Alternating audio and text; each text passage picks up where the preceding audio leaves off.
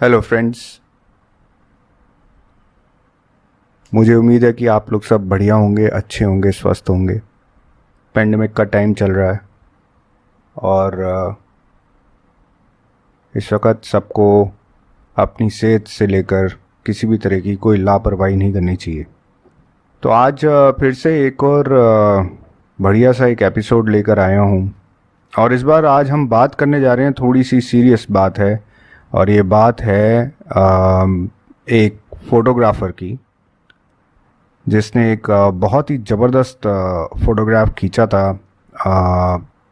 1993 के अंदर। और ये फ़ोटो न्यूयॉर्क टाइम्स में छपा था और दुनिया भर में इस फ़ोटो ने हलचल मचा दी थी। ये फ़ोटो बहुत ज़बरदस्त फ़ोटो थी और इसका जो जिसे कहते हैं कि रिफ्लेक्शन था, और जिस तरीके से ये फ़ोटो ने लोगों के दिल और दिमाग के ऊपर असर डाला था, वो बहुत ही ज़्यादा ज़बरदस्त तरीके से इम्पैक्ट किया था, ऐसा हम कह सकते हैं। और ये आज तक की, अब तक की, इस सदी तक की सबसे ज़बरदस्त फ़ोटोग्राफ्स में से एक थी। और इस फोटोग्राफ का टाइटल था द स्ट्रगलिंग गर्ल। ये फोटोग्राफ श्री केविन कार्टर साहब ने ली थी। वो फोटोग्राफर थे न्यूयॉर्क टाइम्स के लिए, और वो एक कवरेज करने गए हुए थे अफ्रीका में, जो कि अफ्रीका में एक जगह थी, एक कंट्री है सूडान। तो ये सूडान में थे और ये वहाँ के एक भुखमरी वाले एरिया के अंदर ये कवरेज कर रहे थे।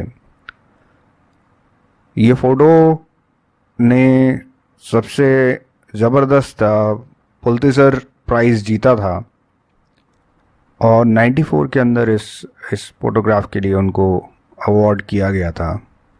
और इस इस फोटोग्राफ ने पूरे विश्व में तहलका मचा दिया था। कार्टर साहब को इस फोटोग्राफ से मिली प्रसिद्धि बहुत ज़बरदस्त रूप में मिली। उनको रिकग्निशन बहुत मिला, उनको अवार्ड्स और भी ज़्यादा मिले थे, लेकिन वो इस कामयाबी को हैंडल नहीं कर पाए।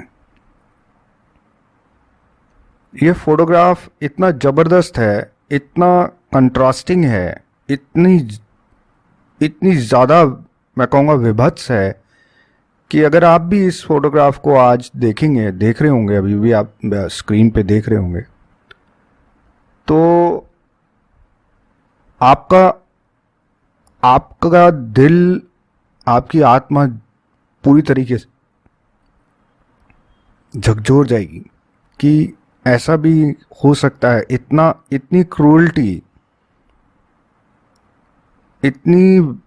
क्रूअल्टी है इस फोटोग्राफ के अंदर, कि बहुत ही कंट्रास्टिंग रेशियो है कि एक फूड चेन पे सबसे टॉप का माने जाने वाला जानवर इंसान, और उसी फूड चेन का सबसे निम्न वर्ग का जानवर वो है गिद्ध, और वो गिद्ध बैठा हुआ है।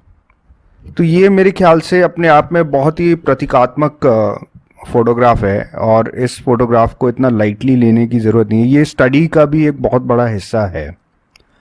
अगर इसको स्टडी करवाया जाए तो मनोविज्ञान के अंदर इसकी बहुत ज़बरदस्त स्टडी है। एक एग्जाम्पल के तौर के अंदर इसको देखा जा सकता है।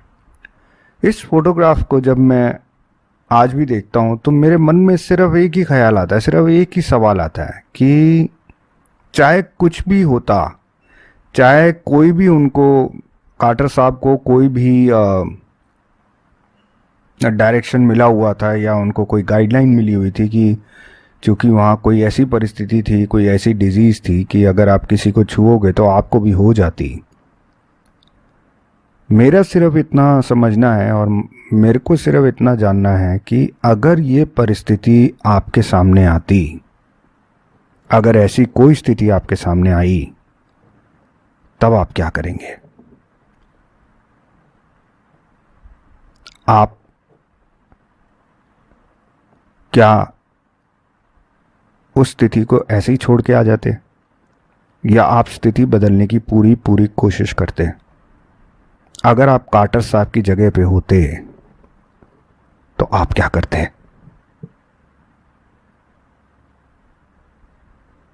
क्योंकि ये आसान बात नहीं थी। कार्टर साहब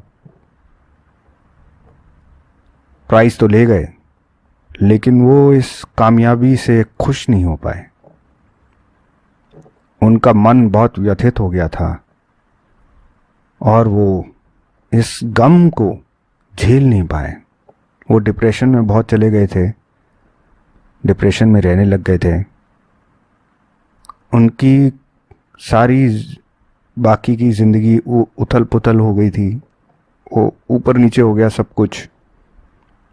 कामयाबी उन्हें बिल्कुल रास नहीं आ रही थी।